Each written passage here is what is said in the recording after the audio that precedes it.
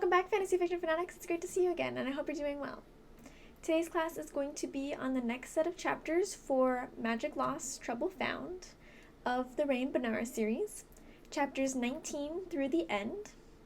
So we are finishing up this book today. I hope that you enjoyed it and have enjoyed talking about it with me. I know this is not kind of the vibe of like a typical high fantasy story, but it is high fantasy, and I do think it has a lot of fun with this story. There's a lot of elements, a lot of good characters. Raine is amazing, so hopefully you have enjoyed discussing it with me and enjoyed reading it. I'd love to hear your thoughts, especially if it was your first time reading this series, what you thought about your first impressions of it and the first book. This has been one of my favorite series for a while now. I discovered this when I was younger, maybe like high school. So I really liked this book for a while. I've read it a couple times, so I was really happy to share it with you, and hopefully you have enjoyed it too. Alright, let's go ahead and just jump right in with our recap as always. So we start off this section with Raine and her group that is going to be going to the mass, getting ready. She's not super happy with the choice of clothing, but she didn't have much choice. So she is just kind of being forced along as everybody is getting ready, and she is being forced into clothes she thinks would be better suited on somebody else who is not sneaking into the party. They end up traveling by gondola. It seems that the party is, most party people are coming by gondola, and they are riding on their way. And when they arrive, Michael ends up using a little bit of his spell singing in order to kind of smooth their entry into the party. It seemed like there might have been some trouble, but he passed that pretty quickly, and they are introduced as the assumed identities, and they have officially gotten into the party, into the mask. And then they're kind of at the mask for a short while when Prince Shearin finds them. The king has come out. They've noticed that Saghred is not present, and Prince Shearin has kind of threatened Raine. He's found them, and he threatens her, trying to get the beacon from her, and he is very set on getting this beacon. Fortunately for Azahara Nuru, she convinces the prince to be like, hey, let's not draw attention to ourselves, and let's be civil and talk outside and kind of discuss things. So they move their party out there, and they are able to come to a kind of a loose alignment. Pardon me. Sorry, I am not bored. It is just I am filming a little bit later today, and it was a busy week, so I'm a little tired.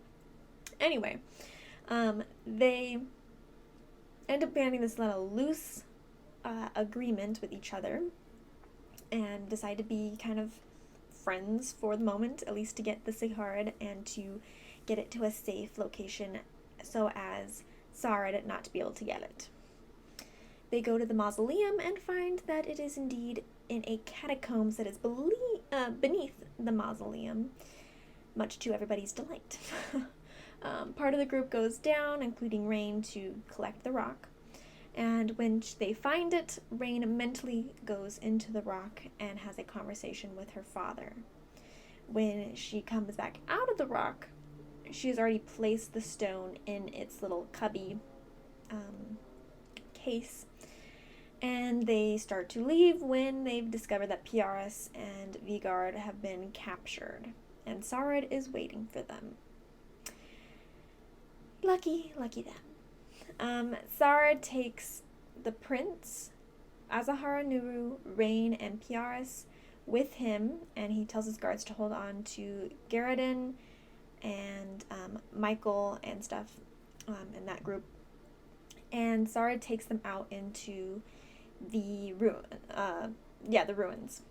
And the ruin had that kind of like altar thing that they saw, and so they end up back there, almost having, people sacrificed to the Saghred, as he is trying to do, but Saghred uses magic in order to protect himself to take the stone out of the case and is setting it up to be fed, when Raine ends up tricking him into catching the beacon with no magical barriers, and he gets sucked into the rock. And we kind of wrap everything up after Michael and Garrison and everything, they end up being able to escape on their own. Tam collected Piaris's grandmother from harm, and we wrap it up all with her being on a boat heading toward Mid in the hopes of fully separating herself from the rock, since unfortunately when she took off that beacon, it was still connected to her. So we end at that point where she's headed toward Mid with her friends and family coming with her. All right, so again, let me know your thoughts on this story. I'd really love to hear it, and to hear any thoughts or opinions that you may have. The first thing I want to discuss is Raine, because obviously Raine's our main character, as we've discussed before. But now we've kind of finished her first little arc. Obviously, this is only the first book, so there's more to come. But we finished this little arc of her being attached to the Saghred, trying to figure out how to get rid of it, dealing with Saghred. And so she's had a lot going on, and now she's had to come to accept that she still is in danger because she is connected to a soul-sucking rock.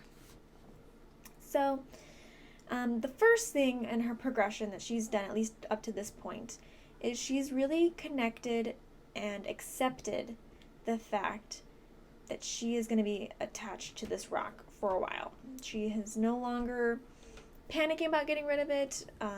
Obviously, she's still concerned and scared. It's not like she wants to be attached to it, and there's no risk. But she has come to accept that it's not going to be a quick solution and something that she can just get rid of.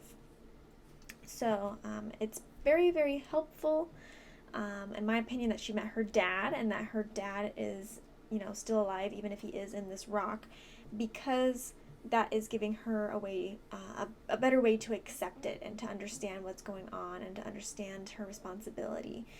That is that connection of family bonding that she had in the rock with her dad that has allowed her to be like, okay, this is kind of a family affair, and she's now holding up her end of the bargain by protecting it, as she's then also trying to get rid of that connection that she has with it. Her life has 100% been turned upside down, and she has come to not only accept that, but she's come to right side up as much as she can. She has gotten her family, squared away. Nobody seems to be in immediate danger at this point. Everybody is kind of on the same page of what's going on with her, and they're still accepting her. It's not like anybody's fled or been like, oh, I don't want to be around you anymore, Though Piaris did have some trouble emotionally a little bit with how things were going about. But now he's obviously he's coming to Mid with her, and so is his grandmother. So everything has been kind of at least right-sided up in the fact that it's a new normal, and a lot of things are very similar, even as she and her friends and her family are relocating. She's a very realistic kind of person, and we're really seeing that in this set of chapters.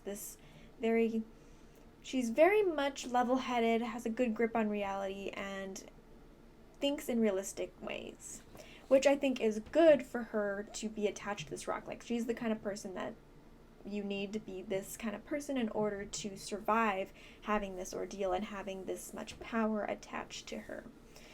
She understands that there will be others like Saghred that's going to come up from the ashes of Saghred being absorbed. We know that she's got other people who are going to want to come after her in the Saghred. She knows that there is still going to be that danger, and she accepts it, and she understands it, and she knows that she's just having a temporary break.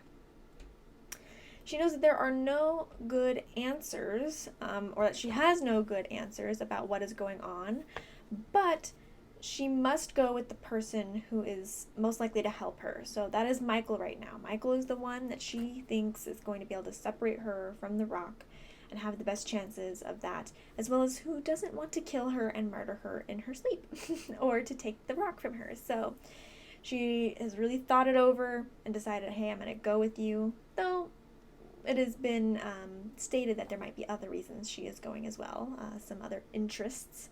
But for the most part, she's going because she knows that this is where she needs to go in order to get what her goal is, which is to get the rock separated from her however that is possible. And then she does things that she doesn't like in order to get the results that she wants. So, for example, she really hated wearing that costume. She really hated being so, what's the word? So noticeable, I guess. That's not totally the word I was thinking about, but that's the one that came to mind first. She didn't want to be that noticeable. She's like, oh my gosh, I'm used to like sneaking around and being undercover, and here I am like having a beacon on me of how freely I'm dressed and how exotic I'm dressed.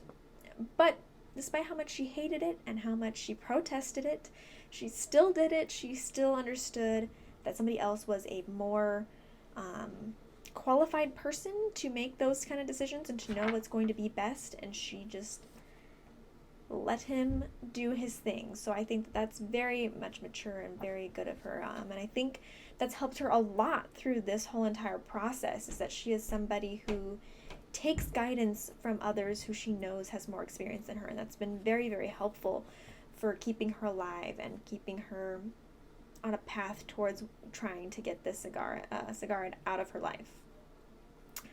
And so as such, she does wear that costume, and as such, she does take these risks that she would not normally take in the hopes of getting to where she needs to be. So I think overall she's a really great character. Again, she's got a lot of that snarkiness. We see that even here with the Saghred and how she's trying to just buy time.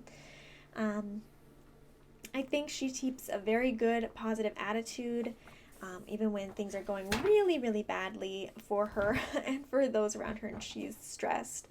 So overall, I just really love her as a character. I think we have a very good start where she's not too different now.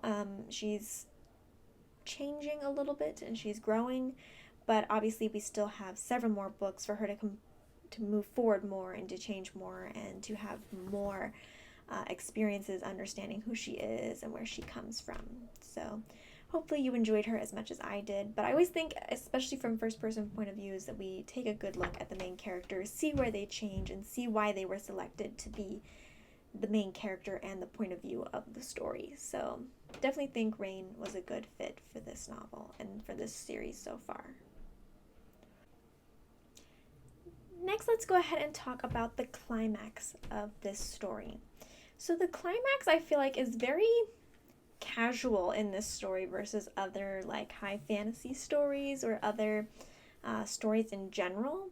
Is this climax is very much, it doesn't really like have a strong peak to it. It's more like we're just going along the story still, and the main resolution or the main conflict of this book just happens to be resolved at the end. It's not like there's a big battle. It's not like there's like a big to do about it. It's just like we're following the story and I guess things worked out okay and now it's over. The climax is actually very slow. It's very nonchalant. It takes several chapters of kind of in the climax moment. Like I feel like this whole section, of course, other than the resolution and the after part where they're picking up the pieces, as you might say, is basically the climax. We've got the whole mask area. We've got the finding the Saghred. We've got talking to the dad.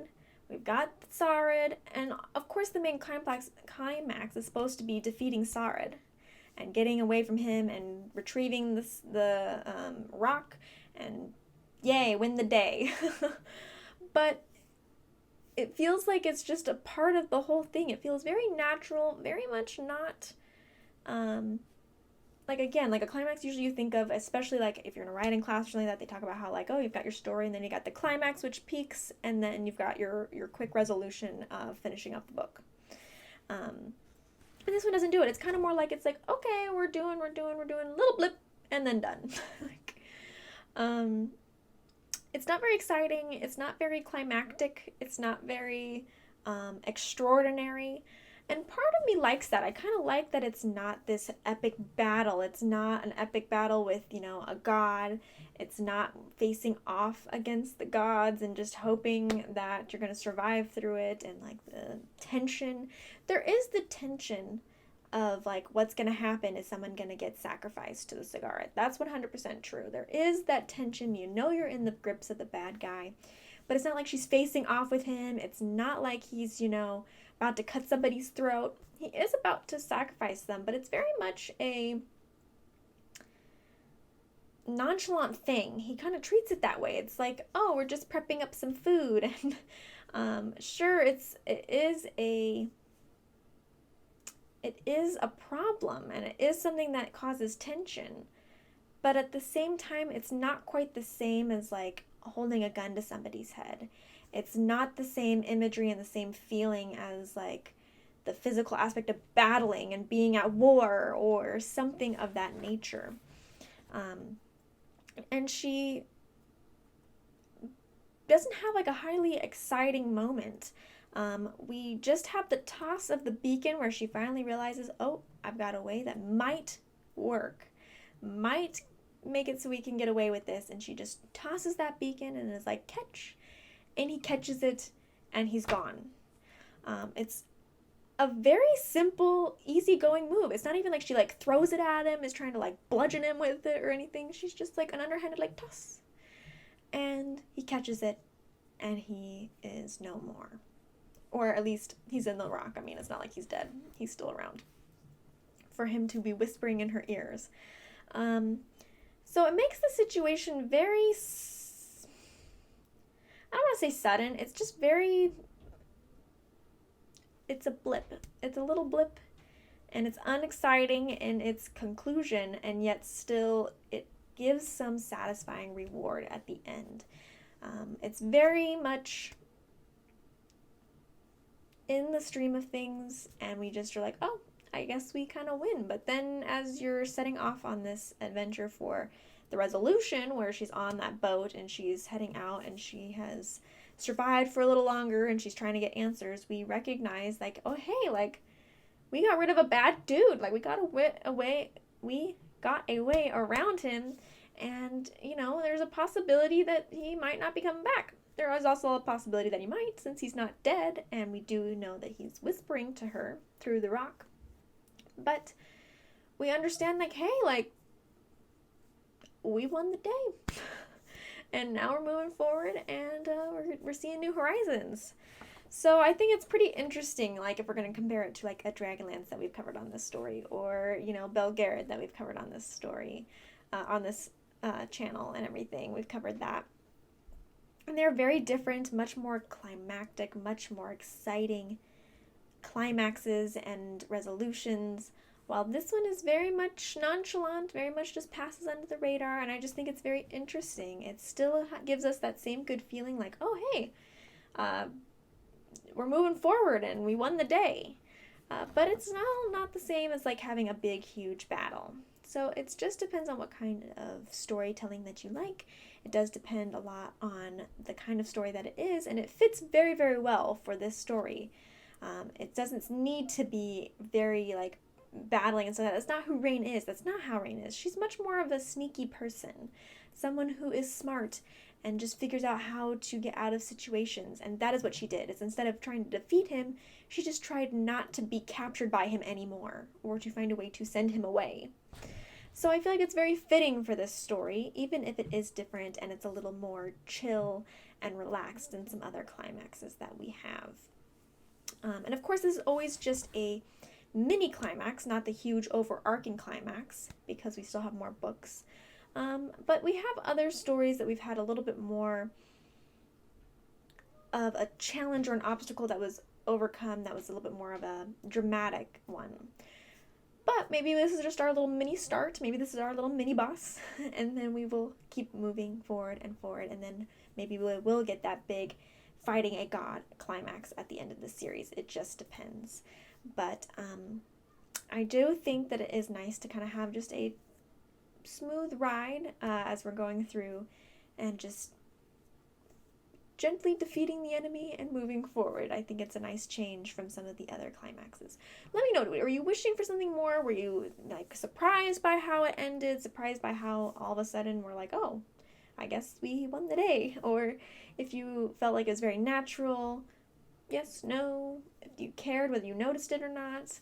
just love to hear your thoughts on this. I do think that this is a kind of a unique climax for even a one book in a series versus, or even a full set of series. I think this would have been unique.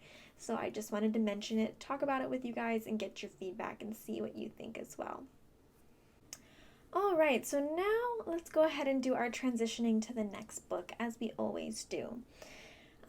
One thing that'll be different about this one is I'm not going to do a comparison of the two covers. I did look at our covers that we have for these two books, and I don't feel like the book covers are sophisticated enough for us to really compare and glean meaning or glean more from the story based on the covers. I think that they're very, very simplistic.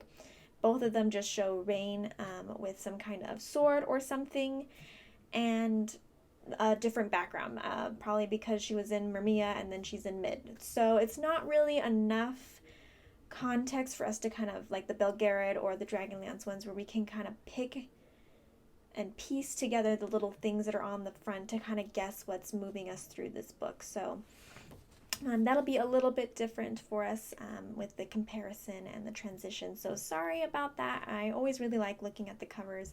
I think that it really gives us a strong way to kind of analyze them, get that practice in of like, oh, what can we glean from the covers, and what will it say about our next book, and kind of give some kind of cool guesses that we can see if we're right about or not. But these ones are unfortunately not enough to do that. So instead, we're going to talk about some other stuff. And one thing, though, that we can mention for both of them is the title. So this one is Magic Lost, Trouble Found.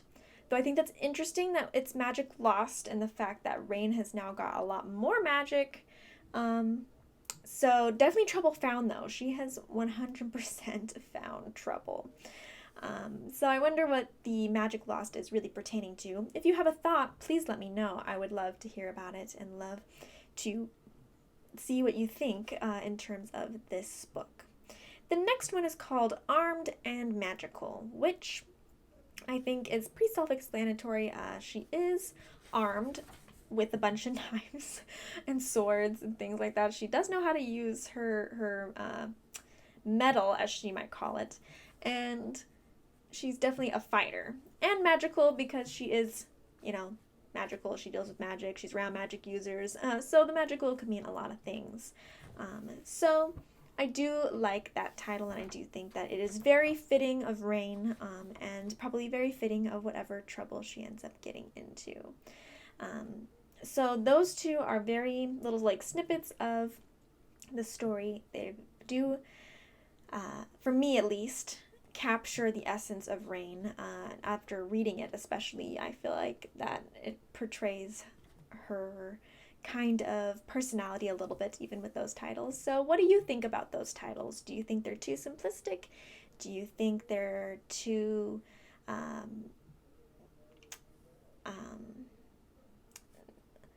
too on the nose? That's what I'm thinking about. Or do you wish there was a little bit more to it? Or do you like them? Do you like the simplicity? Do you think that it matches Raine like I mentioned? I'd love to hear your thoughts on that. The nice thing about this story, though, is we're ending on a clear break. This is clearly book one. We've finished something. We finished the immediate danger. We are clearly past the boss, and we're having some downtime. We're past the big epic confrontation, and we have made it so we can have a moment of rest and transition to our next point. Our next point of trouble and problems. But right now, we're done with them. We are good. So I do like that some books do have a stopping point, but it's not really a stopping point, if you know what I mean. Like, it's a break, but really okay, let's get back into it. This is not a nice, easy break. We're just picking a point to stop at for a little while. While this one is clearly a nice little sigh out, breath of fresh air. You don't feel like you have to immediately jump into the next book to find out what's going on. So we get a little bit of a breather, a nice clear break to end our time, and before we're going to go ahead and start the next one. She is traveling to Mid with her family and friends. in order to start a new life. So we've got that set up for the next novel. We know exactly where we're going to be headed. We know where we're going to be starting off. We know what the goal is. All this stuff. So we're really setting up strongly at the end to know where we're going to be picking back up from the beginning. So we have a point where we can clearly break, stop for a moment. If you need to put it down for whatever reason, if you were waiting, say the book just came out, you were waiting, you can have that breath of knowing, okay, I don't have to immediately grab the next book, but we're still setting up a nice solid foundation for where our next book is going to start and where we're going with this. So we can clearly see, obviously, the chart of the whole series, with it being this particular arc, at least, and the original set of books is 5 books. So we can see where that arc is already taking us and what our main problem is going to be. So I like how we ended with a nice solid base for our next book while it's still a clear ending and a little breaking point for us. We're going to just talk a little bit about the kind of the tone that we're ending at as well. I think that's important. I know I mentioned just now that we have a clear breaking point and we've got this breath of fresh air, but it could leave us on a very sour note. Instead, we are leaving on a very positive note, on a positive, hopeful note. The characters are all hopeful. We have, a clear plan of like what's going to happen next and how we think, or the characters think, that they can move forward. Raine's on her way to hopefully find somebody who's going to get that rock and her, the connection between them disconnected, so that way she can continue being herself and not having to be number one most wanted by all bad guys ever. And we've got all the friends coming with it. It's not like she's leaving off on this journey and she's by herself. They've got Piaris, his grandmother, Garrett.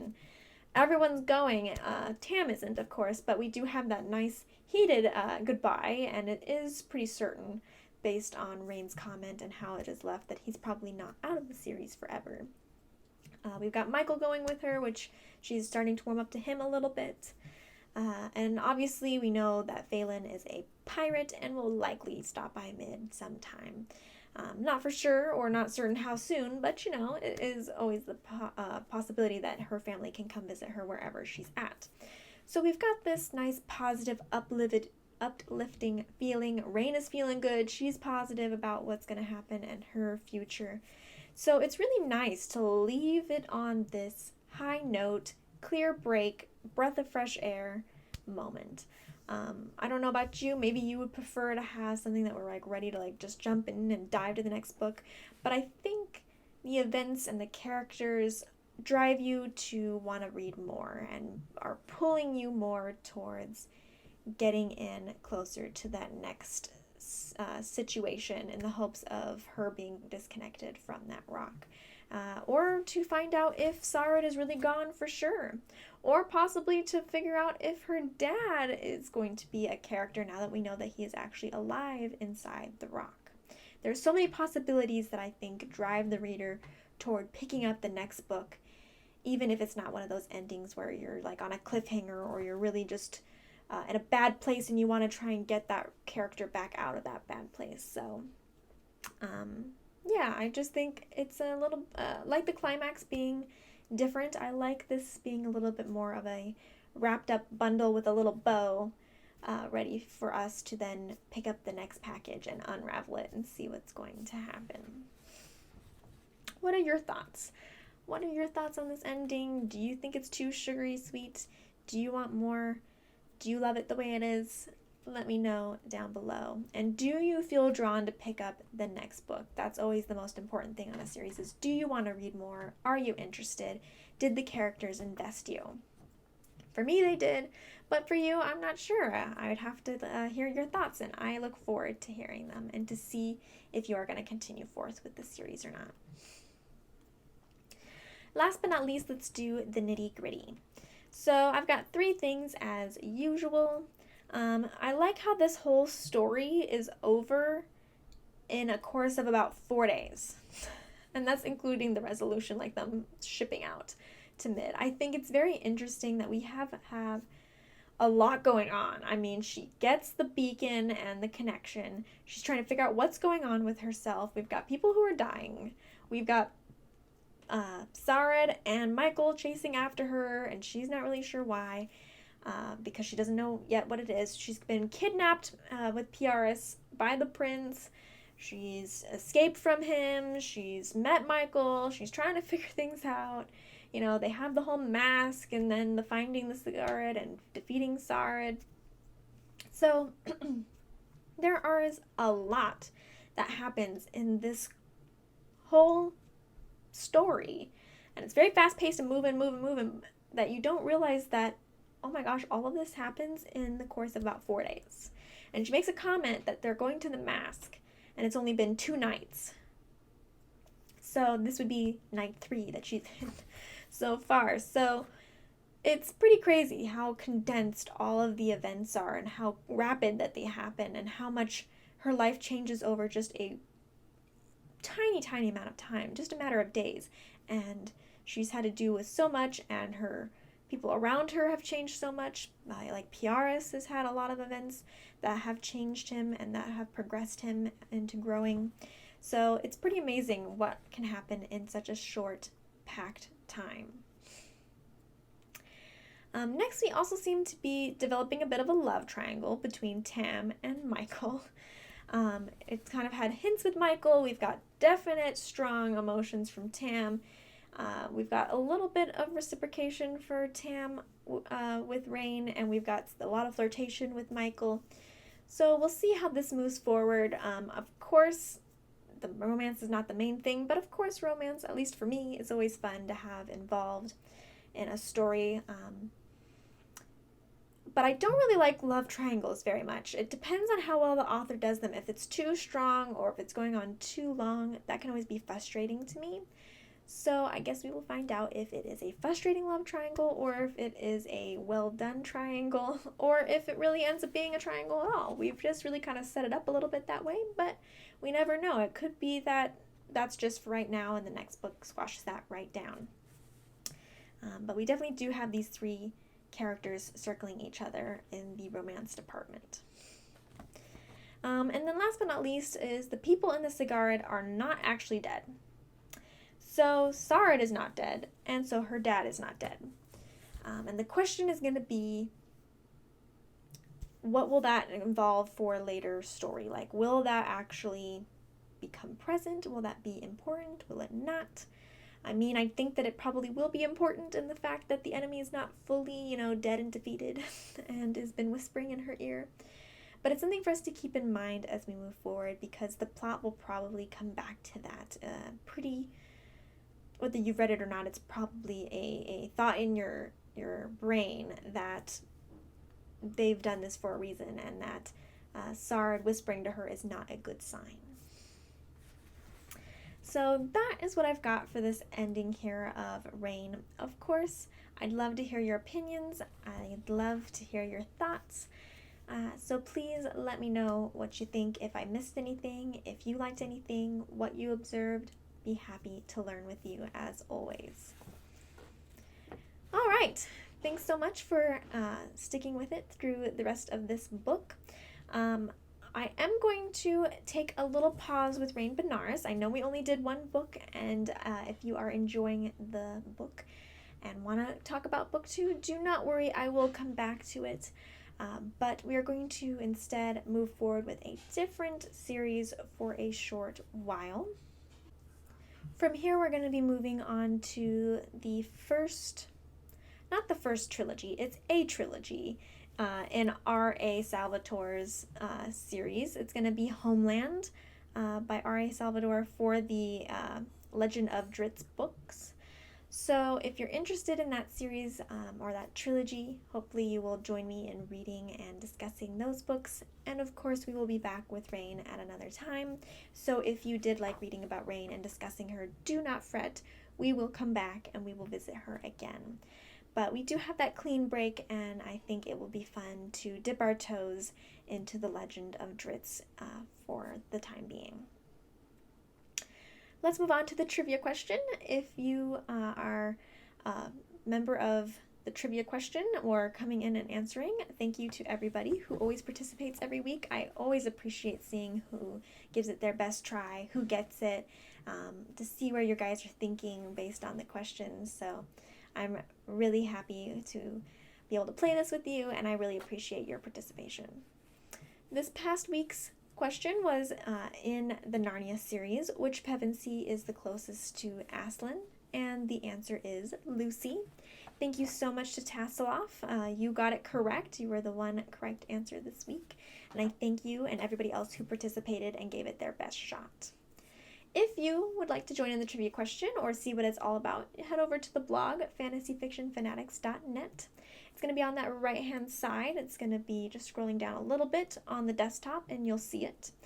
If you're on mobile, you'll have to scroll almost all the way down, but you will be able to find it and answer the question there, and you'll find out next week if you got it correct. Thanks again for everyone who participates. If you're over on the blog checking out the trivia question, don't forget to check out the content I have on there too. I've got different fantasy discussions or like my thoughts on different topics about fantasy or reading. I've got book reviews, book recommendations. I've got other kinds of recommendations for fantasy. I've got personal things about my love of fantasy on there. So if you are looking for more content from me, maybe you'll find something that you enjoyed over there, and hopefully you will let me know if you want any more content over there, what you'd like, and how you're enjoying it. Of course, you're welcome to leave me a comment down below. If you want to get a hold of me or to state whatever opinions that you guys have, I'd love to hear from you there, and love seeing all the comments that I get. If that's not the best place for you, totally understandable. You can go ahead and follow me on Facebook, which is /fantasyfiction1, and on Twitter, which is @fantasyfiction1. for finding out all of my uploads, things from the blog, things from here, different things that are going on with the channel. Happy to have you follow me there. You can comment, you can get a hold of me with DMs, all that kind of stuff. So if you want to talk to me, you can talk to me over there on those socials. Or the best place, in my opinion, is the Discord. There is a Fantasy Fiction Fanatics Discord where you can talk to your fellow fantasy fanatics. The link is down below.